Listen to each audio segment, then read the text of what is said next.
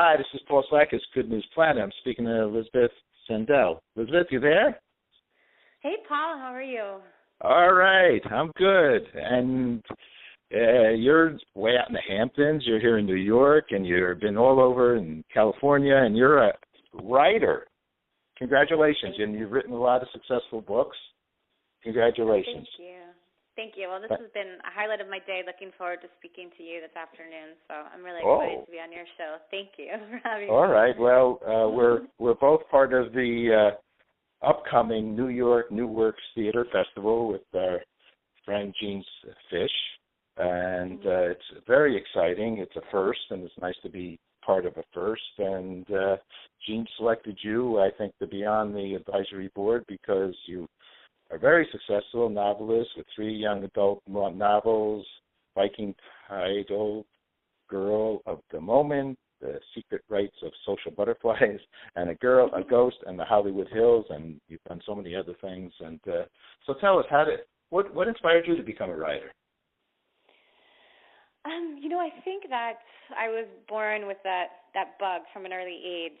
I always loved to, as a little girl, I think that's how I expressed myself, my emotions and my imagination through words, and I started loving to write poetry. And I think I was very lucky because both my parents were very creative and they very much valued books. So I grew up as a young child being read to constantly, and I think I probably reaped some of the benefits of that.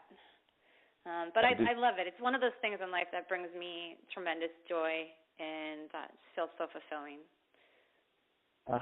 And then, writing, some poems, and then sort of like making some kind of a decision to really spend a lot of time doing it. And did you get a big break, or how did successful work?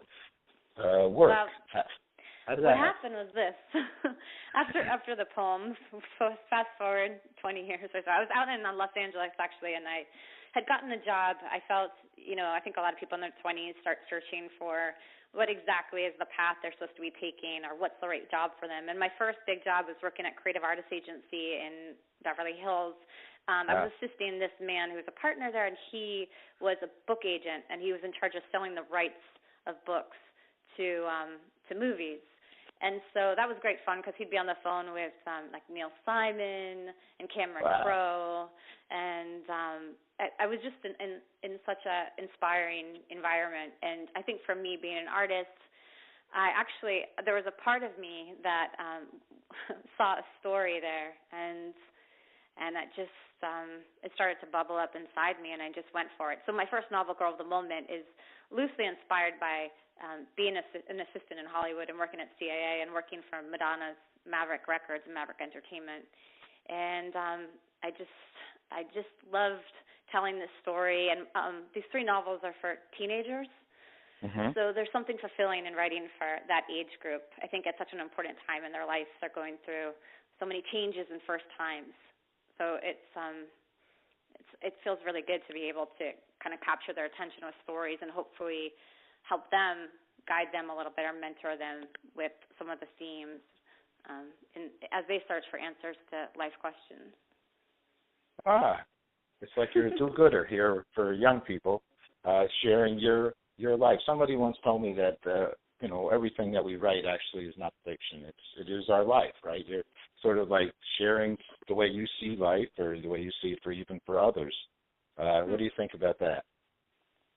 I think that's really true. I had this interesting moment that happened. My first novel, Girl, the moment I finished it, and it was a few years later, actually, when I went back and looked at it again, and I was surprised to see that almost every character in that was a part of me, in a sense. And there's parts of you, of course, that you're more proud of or less proud of. There's we're also we have all so many dimensions to us, our self states. And so it was really funny to look at the starlet character. She had qualities of me, and then, there's a character in it, this girl who just always feels left out, and searching for answers. And I realized that was part of me too. So I really do think that a lot of writers have to bring your heart and soul and a lot of your own personal energy to a story to make it to make it truly resonate, I think, in the deepest possible way. Your true self. Yeah. The constant quest for it. But sharing it on paper, you know, when you realize that other people will see maybe you and see you in maybe different ways, knowing that it is evolved out of your mind onto a piece of paper and so on and so forth. Is it scary, since, you know, what we're all going to be doing here is helping new writers? Is it scary? Do we take a challenge? Do we expose ourselves? What do you think happens to us in that process? Yeah, that's a great question. And as you brought up too, we Paul and I are on this panel together, and this festival is really about mentoring emerging playwrights. And Gene Fish started it. This is the first year doing it, and it's the Broadway community coming together to really help develop these new voices out there. And so they're probably all feeling a little bit of butterflies now as we're getting ready for this coming week. Thursday night is, I believe Wednesday and Thursday night, the first nights of the festival. And yes, I think whenever you write something that's truly personal, or anything really, and you put it out into the world, it can be very scary, because you're opening yourself up to feedback, and there's so many people out there. No matter what you create, you're going to get some nice things said about it and some critical things about it. And what I do sometimes to make myself feel better is I'll think of an absolutely brilliant book, and I'll look it up on Amazon, and you'll look and you'll see even the most brilliant book or your favorite writer will have people criticizing them. I mean, you'll have so many people loving them and adoring their work, but even the most brilliant mind that you can think of, and what you see is like a perfect story. Just look them up on Amazon. You'll see we're all in the same club, I think. So you have to develop a little bit of tough skin about it. Okay, and knowing that those that do appreciate it, but sometimes they say even from when even somebody is moved to say give you constructive criticism, or maybe not even so constructive, you've actually moved them too. You've made, I think, also helped them think about whatever you did and think whether they like what you did. So they're sort of making some value judgments for themselves. That's true. That's a very good point. The other way around. They say sometimes no news is bad news. I like that positive spin on it. Well, we're a good news broadcast, so we try to look at but just keep your hands off of each other. kind of thinking. So now I think you're evolving. Something happening with regard to a feature film. Are you working on something in that regard?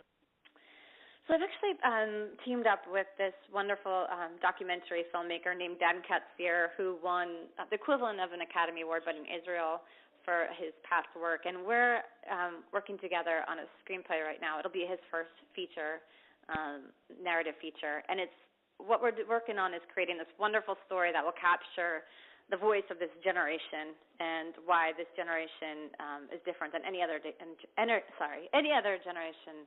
And it's a college film. I say we're inspired by other generational films like St. Elmo's Fire or Reality Bites. And we had the fun experience of going back to college for about 5 days and sleeping in the dorms to do firsthand research again. This reminds me of what that was like. That's a good thing. So you're living the experience so you can feel more comfortable writing about it. Exactly. And even though, of course, I actually went back to my alma mater, which is Wesleyan University, and just wanted to see how it had changed over the years and what the latest was, what the students were thinking about, what their fears were, excitements were about the future, and just wanted to make the story as authentic as possible. Let me ask you, since you're mentioning that you're working co-authoring, let's say co-creating with another person, because many writers do consider doing it, their writing with somebody else. So how are you finding that, and what do we learn by working with somebody? I mean, it's sort of like every relationship, sort of like I'll call it a marriage of some sort, a marriage of two people together, creating something together. And is there some thoughts that you have in the process of that to share? Yeah, I've actually grown to really love it. I did, the first 3 novels I wrote, I did those on my own, and there's something wonderful about being the sole master of a universe, that you're creating. But you're in charge. Also can be, but it also can be somewhat isolating. And working with Dan and having the synergy of ideas and being able to bounce ideas off each other has really been a wonderful experience. Because I think, I'll say something or I'll write a scene, I send it off to him, and he brings a whole new perspective to it. And so I've truly enjoyed the experience of collaborating. I think with when any 2 writers or creators come together, you have to find a bit of your own language or your own way of working with each other. There's no paint by numbers here. You really have to feel out what each of your strengths are and what's the best process for developing that particular story together. You also mentioned that he's from, I think you said from Israel. So did he grow up there, and does he have a certain perspective, or did he go to school there? I mean, there's another level of I guess a partnership, right? Yeah, he went to school there, and he was in the Army there, and then he moved to the United States to go to film school in Los Angeles. He went to AFI, and so he lives there now. But he does have, his whole unique perspective he brings to the stories. He's had some pretty fun stories he's shared with me of his experiences and being in the jungle and coming across tigers and anyway, he brings a whole bunch of experiences I've never had. So I appreciate his point of view. So it's all exciting. So some of the next phase. So this is a big project, right? A film. Are you working in a book also at the same time? There's a few other things I'm working. Yeah, there's a novel, another YA novel that I'm currently writing, and another thing I've done recently is I'm joined a team. We've launched a digital production agency called the Digital Villa, and I just think it's such an exciting time right now. With the digital revolution going on, and it's I love this quote I saw recently. We now create more information in 2 days than we did in the first 5,000 years of the written language.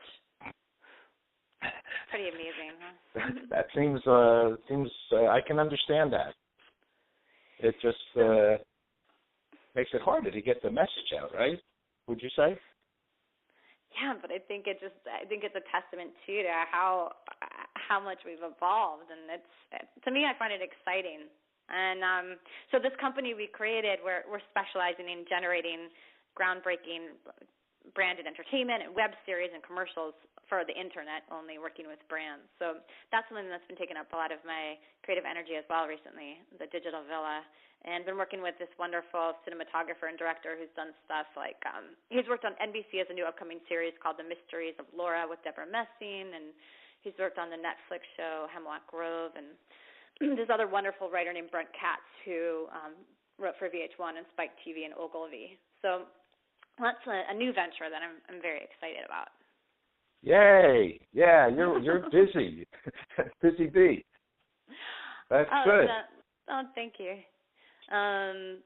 It's been a great year, and I also had, I grew up in New York, and I'm not sure did you hear at all about Banksy coming to New York and his art residency there? No. Tell me about that. So there's this street artist, he's from Britain, his name is Banksy, and he came to New York, and what he did is he said he was doing a residency on the streets of New York City. And for every single day of the month of October 2013, he did a new piece of street art. So it's like every morning you'd wake up and you'd go to his website, and sometime during the day he'd post this new piece of art he did somewhere in one of our boroughs of New York City.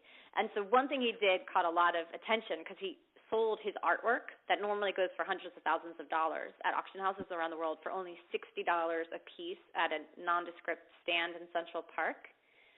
And no one bought it, basically. He had maybe it was like about 3 or 4 customers all day long. So it really said a statement about, how do we find value in art? And I did a short documentary on that particular event that premiered at the Cannes Film Festival in their short film corner this year. So a lot of gems out there, right? And I guess sometimes it depends what the buzz is around it, or the setting, or right? Yeah, I think so. Oh, cool. It's interesting to explore that question because how much of value do we actually decide for our own selves, or how much are we told by the outside world, or by what we read, by critics telling us the way to think about a specific movie, for example, or play, and how much do we just go to the theater and let ourselves experience it for our own way and make up our own minds. Sometimes it doesn't. It might just be a small comment that might have the power of many, many voices. Exactly. It doesn't have to take a lot. It really has to take sort of the right time in the right place with the right thought. You've had. I know we've had a little bit of parallel lives, which I loved hearing about. You've been to Los Angeles, and you've done many wonderful things out there, and you also have a place you spend out in Montauk, and I'm just really thrilled to be on this panel with you for the festival. Oh, I'm very happy. I'm also have been in the business for a long time in the communications industry, and it's given me a chance to work on all kinds of different programs, mainly in the TV world, the network kind of level, and then with our own business for a long time as well, creating branded content. We've been doing branded content for about 16 years now.